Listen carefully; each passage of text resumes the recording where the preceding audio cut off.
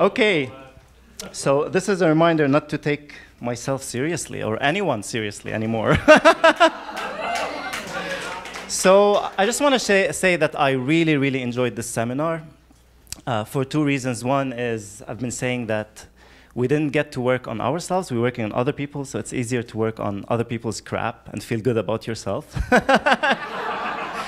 And the second one is I've met quite a bunch of you in level 1 live, and I've seen like so many people have changed, including myself. I'm really surprised at how much I've changed. I feel more confident, I'm more open, like I'm more open to talking to people. I remember in level 1 was very dark for me. People know me as bubbly and I laugh, but it was so dark. And especially like I did level 1 online and I had all these big questions, and then they got answered in level 2, and then I disappeared. I stopped asking questions because I was doing the real work. And for people out there that are still wondering, should I do level 1? Just do it, because when you do it, it's really you've done nothing yet. It's the work after that really counts. And there's no end to work. So start now, don't wait. I waited for 5 years before doing this. And I wish I had done it 5 years earlier or 6 years earlier. So it's one interesting thing is, Robert, there was lots of talk about trauma in this seminar and how to deal with clients going through trauma.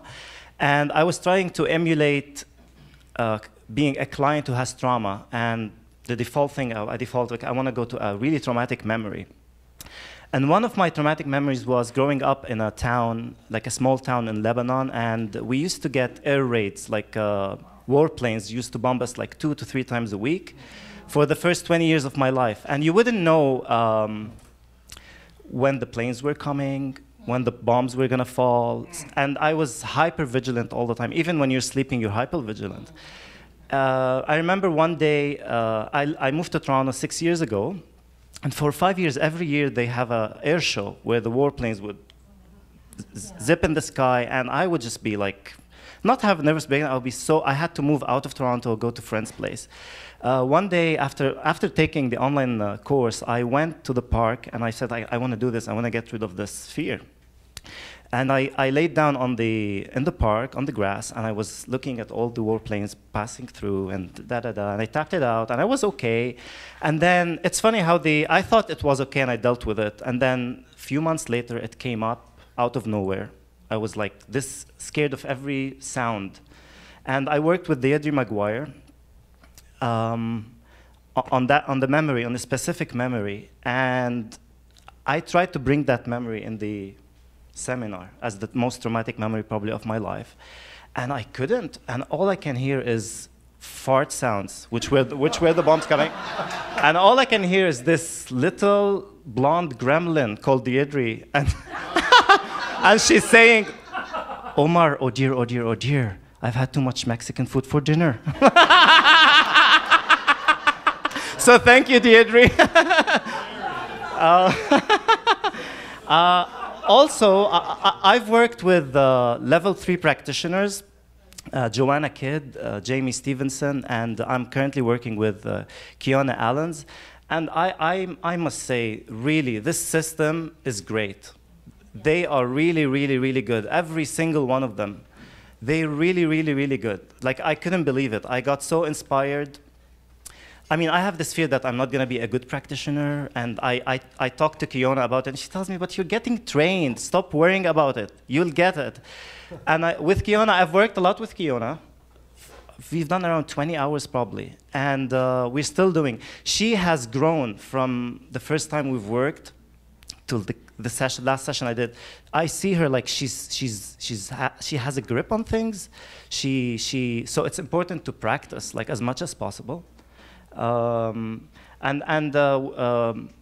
With level 3 practitioners, I was in this phase which I would call the metaphoric stage, because I've worked on all my traumatic memories, the big ones, and then my unconscious would just wouldn't give me any more memories. They would give me just like a, for example, I'll give an example, and it's a very poignant memory that I had, is I was working on victimhood with Kiona, and it's a big program in me. being a victim. I can't do it. What's this? I don't feel good. And I was bothered that day, and we went online. We were working on the and she told me, what's the memory? I was like, I don't have a memory. And we tapped for like 2 hours. And just before the 2 hours finished, nothing would come out of it. And she was worried, like, oh, nothing has come out. She's tried every gamut, every trick in the bag. And then I get this metaphoric memory. And we know all memories are metaphoric. But this one, I was in a room that didn't have walls, and there were 2 Omars in it. Oh, shit. And I was going, oh, shit, because it's not funny. It's not, like, I was looking at a bigger Omar that's really aggressive and violent, and a little Omar that needed protection and love. And I told her the memory, and we for half an hour, we were digging into it, trying to collapse it. And it wouldn't collapse. And the resistance grew, and the big Omar used every single tactic, metaphorically, so that makes me scared. I was really, really scared. It's not funny when you're in the trance. And at the end, he wouldn't yield, that big Omar. And he took out a gun, and he shot little Omar. And at that point, I freaked out. No, really, I freaked out because I realized something. The murderer is in all of us. The killer, the raper. You could have watched it on TV, right? And I know I'm not a killer. I've never used the gun. I've seen guns on TV. But the unconscious mind will do its best for you to stay scared. The interesting thing is when we did the integration, big Omar wouldn't integrate, would not want to integrate. The little Omar is okay if he's smiling, but the big Omar, and so I did trading places. I went into big Omar. And I just want to like see this crazy, it's scary. It's very, very scary to see the murderer in yourself.